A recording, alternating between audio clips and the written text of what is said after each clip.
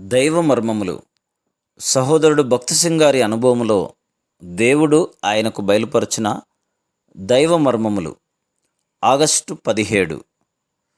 తన రాజ్యమునకు మహిమకును మిమ్మును పిలుచుచున్న దేవునికి తగినట్లుగా మీరు నడుచుకొనవలెను. 1 తెస్సలోనిక 2:12.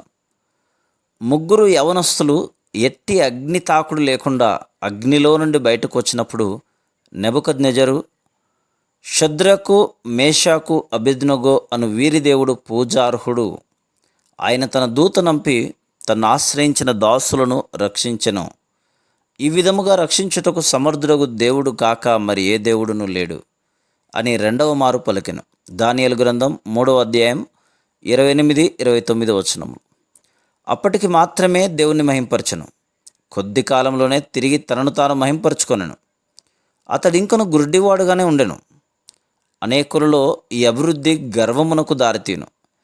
ఎంత అధికముగా అభివృద్ధి చెందుదురో అంత అధికముగా గర్వించెదరు. మనుషులు సంపదలకు బానిసలవుతున్నారు. వారు అభివృద్ధి చెందవలనని కోరిక గలవారై దేవుని కంటే మనుషులని ఎక్కువగా సంతోషపరిచి గణపరుచుచున్నారు. ఇట్టి ఆపేక్ష వారి అంధత్వమును అధికం చేయుచున్నది.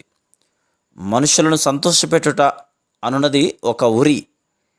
విశ్వాసులు సైతం ఈ ఊరిలో చిక్కుకొనిన వారై దేవుని సంకల్పమును నెరవేర్చుటకు ఇష్టపడకున్నారు. మనం దేవుణ్ణి గణపరచుటలో తప్పిపోయిన ఎడల ఆత్మీయముగా గుడ్డివారమగుదుము. స్తుతి, ఆరాధన కూటముల ద్వారా ఇట్టి భయంకరమైన స్థితికి రాకుండా తప్పించబడగలం.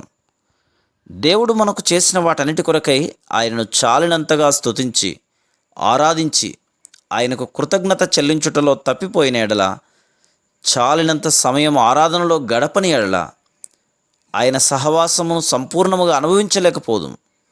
మనము కూటములకు హాజరు కావచ్చు, బైబిల్ చదవచ్చు, కానీ దేవుని సన్నిధిని అనుభవించలేం. కొందరు ఆత్మీయ జీవితంలో దినదినమునకు ఎండిపోవచ్చున్నారు. వారి ఆత్మీయ క్షీణతకు ప్రసంగికులను నిందించెదరు.